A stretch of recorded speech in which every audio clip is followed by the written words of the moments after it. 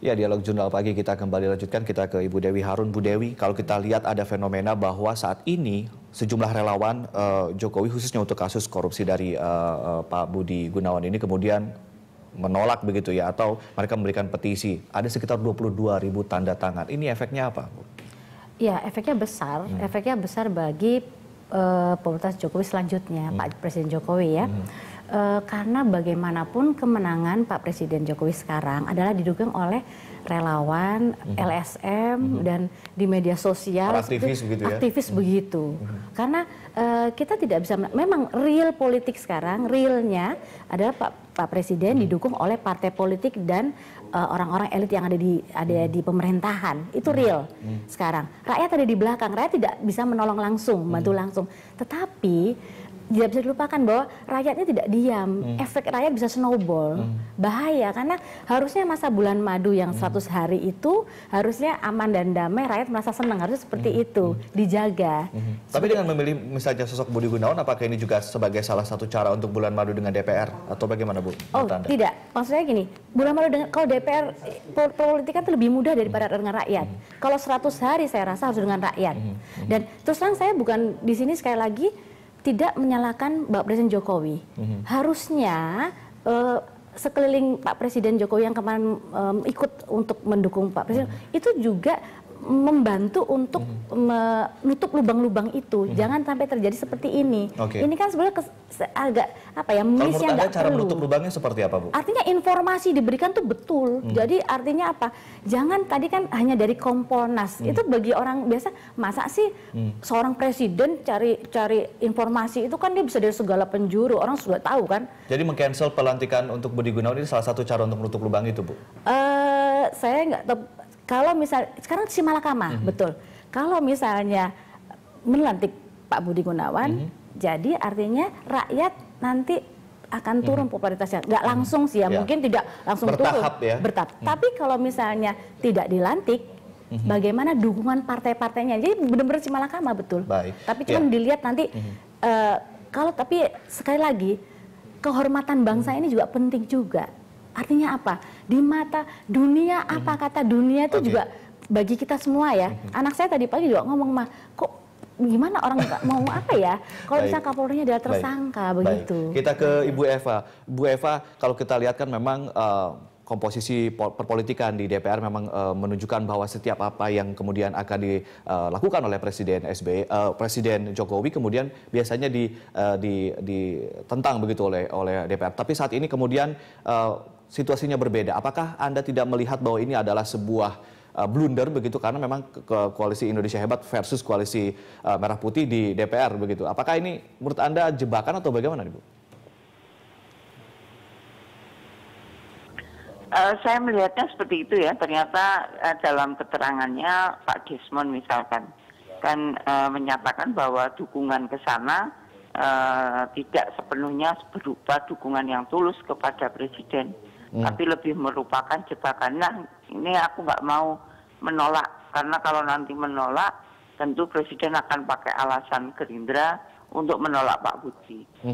Seperti itu. Jadi ada suatu penjelasan yang mendudukkan ya kenapa dukungan atau tulus enggak sih dukungan Gerindra ke sana dan sebagainya. Tapi faktanya memang benar bahwa dalam kasus BG ini KMP dan KIS tiba-tiba menjadi rukun ya dan sama-sama mendukung.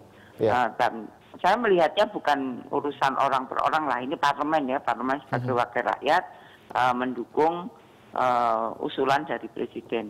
Tapi kan kita kemudian mengkaitkan dengan reaksi masyarakat ya, baik di sosmed maupun yang di statement-statement para relawan begitu ya, Bu?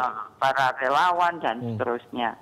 Nah, bagi Presiden tentu sekarang harus memberikan solusi di mana penegakan hukum jalan harus dihormati, wibawa parlemen dijaga, kemudian marwahnya kepresidenan juga harus diselamatkan, lalu juga harus merespon kepada desakan masyarakat dan seterusnya.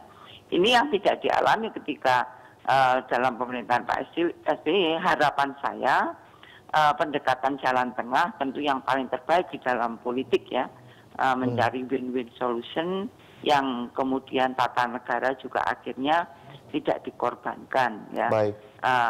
Ada pilihan di dalam beberapa solusi opsi yang sudah disiapkan, misalkan dilantik lalu kemudian dinonaktifkan, ditunjuk PLT atau ditunda sampai kemudian proses hukumnya selesai dan ada status yang jelas.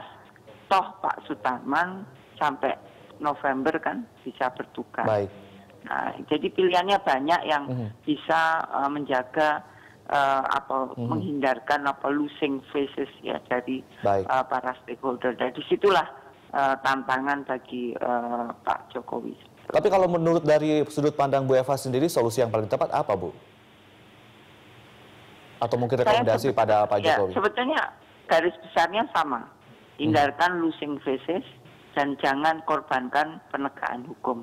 Jadi mungkin pilihan yang bisa dilakukan adalah dua tadi, tapi saya lebih condong ke yang kedua ya Mas ya, bahwa bisa ini ditunda karena pelantikan kapan dilantik itu adalah tantangan untuk sikap ketegasan Pak Jokowi, dan kalau kita menghormati proses hukum ya dipersilahkan untuk KPK untuk memperjelas bagaimana proses ini, dan KPK sudah menjamin ya bisa dipercepat, ini kasus yang dipiring, jadi bisa untuk secepatnya dijelaskan dan seterusnya. Jadi harapan saya itu tadi Pak Jokowi menjaga semua hal yang mencari win-win solution tadi. Jadi menurut Anda yang terbaik saat ini adalah untuk menunda begitu sampai mungkin sampai bulan November. Betul. Karena kan Pak Sutarman masih ada sisa masa jabatan begitu Bu Eva ya? Betul. Ya, Bu Dewi apa komentar Anda Bu?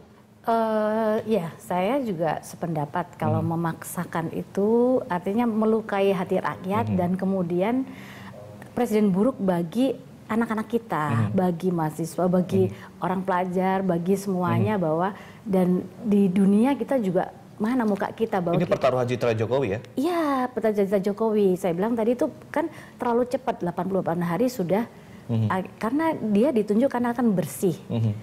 Sementara mengangkat pemimpin Kapolri adalah yang tersangka bagaimanapun. Tadi kan KPK kredibel juga, seperti itu. Tapi kalau saya mungkin, saya nggak tahu ini opsi ini apakah mungkin pendekatan kepada Komjen Budi Gunawan, mungkin Bapak yang mengundurkan diri lah supaya nggak kehilangan muka semuanya. Mungkin secara personal itu lebih itu ya. Saya tidak terlalu tahu masalah tata negara seperti apa. Jadi ketika Pak Budi Gunawan mengundurkan diri dari pencalonan itu justru lebih elegan menurut Anda mungkin begitu ya? Saya rasa kan jadi kan Pak Jokowinya kan ya bukan Pak Jokowi yang memutuskan, bukan DPR tapi Pak Budi Gunawannya juga tidak jelek-jelek banget jadinya begitu ya. Karena dia merasa bahwa mungkin itu pendekatan personal mungkin agak lebih enak ya sehingga akhirnya rasa win semuanya. Saya rasa mungkin itu karena terus terang kalau dipaksakan itu kayaknya rasanya benar-benar, karena saya juga terus kemarin tidak apa ya mau seperti apa, cuman anak-anak justru yang lucunya tuh